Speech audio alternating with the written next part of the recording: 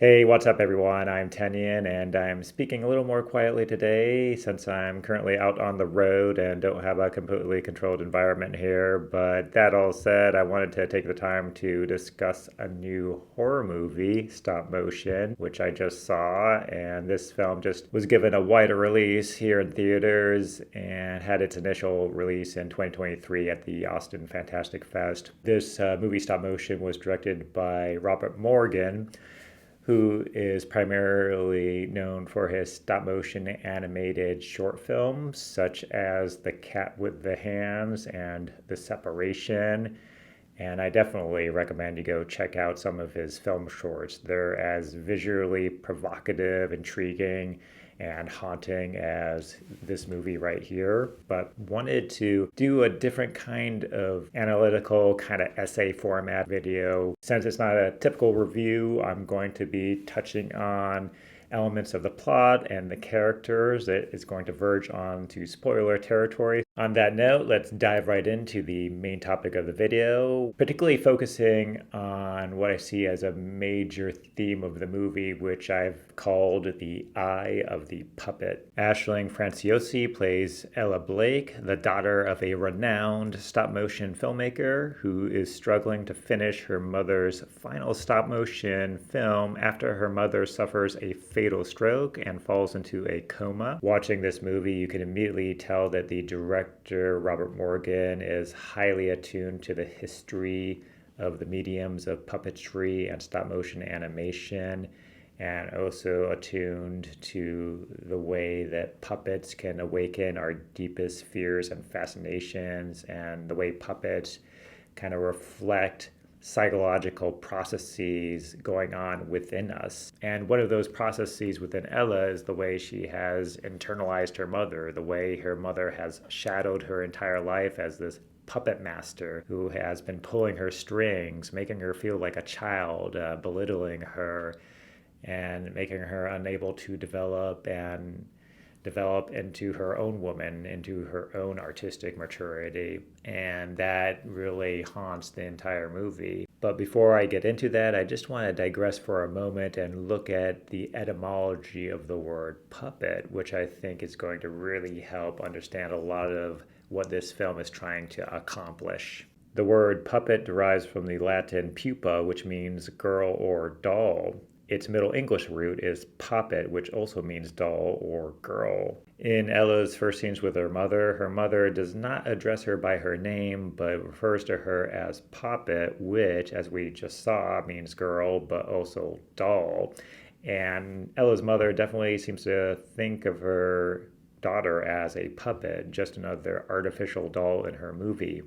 And definitely Ella seems to be the puppet and her mother the puppet master pulling the strings. And so that deep tie between fears of regressing to a childlike state, being a puppet, are triggered in this movie. Another significant visual image in the movie, which connects with the etymology of the word puppet, is her mom's Cyclops puppet, which is featured in her stop motion film. That Cyclops puppet is kind of doubling as well because it looks kind of feminine, looks almost like a maternal figure, almost as if her mother is making that doll as kind of a reflection of herself, as a kind of puppet double of herself. And what do we associate with Cyclops as mythical figures? Well, cannibalism. They eat people. And that image of the puppet Cyclops is very profound in the way it triggers these kinds of archaic fears and infantile fears of children towards their parents, their fears of being consumed, of being dissolved back into the womb, per se, not being able to develop properly and mature into adulthood. And those are all struggles that Ella is dealing with as she's trying to kind of separate herself from her mother and her inability to do that. And that affects her artistic development as well, too, in a deep, deep way. The Cyclops eye and the eye itself become the very important motif in the movie that has layers and levels of meanings to it. The Latin root word pupa, from which the word puppet comes from, is also the root word for the word pupil, and that refers to the tiny image that we see of ourselves reflected in another person's eyes. This idea of seeing oneself as a tiny person is also connected with the association of puppets as a symbol of our inner person, our inner reality. And I think very much Richard Morgan in this film too is using all the puppets as kinds of projections of Ella's psychological reality. Just in the word puppet, we have all these multiple meanings of artificial dolls, girls, children, and also perception itself and the way we see ourselves reflected in others and the world around us. And those meanings all come into play in this movie and in the dynamic between Ella and her mother and the way she's internalized her mother. This film is very much a coming of age story, psychologically speaking, for Ella, who's trying to get out of underneath her mother's shadow and come into maturity, artistic maturity. Also, I think this film, in that sense too, is very much about metamorphosis too.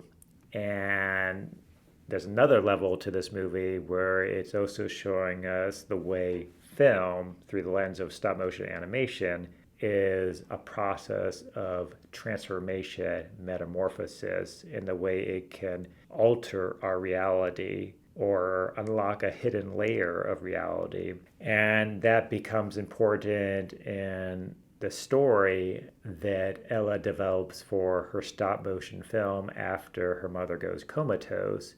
And she's artistically, creatively blocked from progressing with the story until she encounters a mysterious girl, Suzanne, who just kind of shows up in her apartment building. Suzanne is this girl who has kind of macabre leanings and inclinations, a very dark imagination, and she inspires Ella to tell this story in her stop motion film involving this kind of fairy tale structure of this young girl being pursued in this dark forest by this monstrous male figure, which they later name the Ash Man. That fairy tale motif of a girl being pursued by this naked man in the forest has very sexual connotations and underpinnings to it. A lot of fairy tales have that implicit undercurrent to them of, coming of age, but coming of age also as a form of sexual awakening. So that's there as well. This sexual awakening is perceived as a kind of death. And that is literally embodied by the puppets, since the little girl puppet that Ella creates is made out of a piece of raw meat.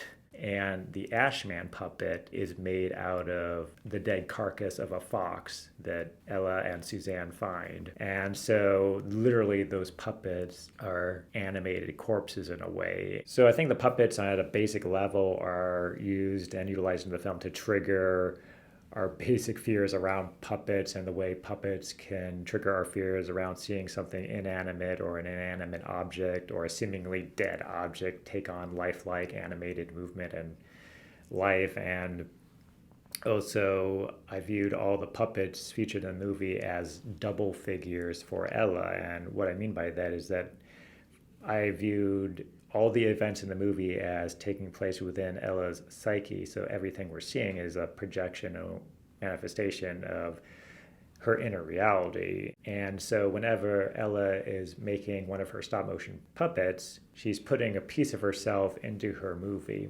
For example, the little girl puppet is a projection of her childlike fears and that fear she has of herself of being a little small child, a little puppet. There's a moment in the movie where the movie world, the stop motion world, is seeping into Ella's reality and crossing over into her reality to the extent that the Ash Man literally knocks on her door and she goes up to it and looks through the little peephole and sees the Ashman's eye looking directly at her. And so that moment just literally conjures up all those associations with the puppet and the active perception of seeing oneself reflected as this tiny puppet, in this case, reflected in the eyes of an actual living freaking puppet. And so I think the act of seeing is a visual cue for a kind of self-knowledge happening, and there may be a sexual undertone to that.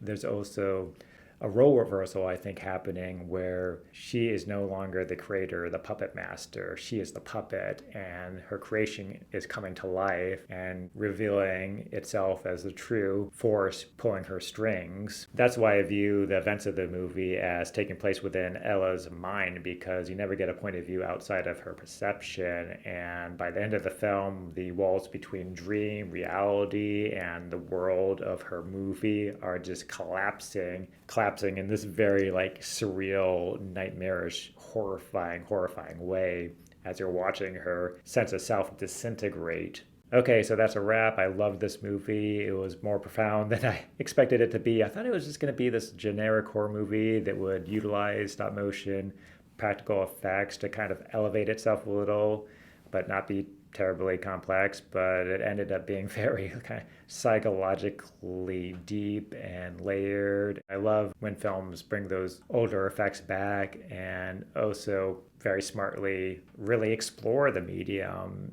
just not as an effect, but really to really go deep into why those particular special effects have such a visceral psychological power and still have that kind of psychological, visceral impact on us to this day. And this film really gets deep into the woods with it. It's very, very unsettling, I guess is the tone I'll describe it. So yeah, I hope you enjoyed the video, and yeah, please like and subscribe if you haven't already, and I'll look forward to bringing you more content soon here.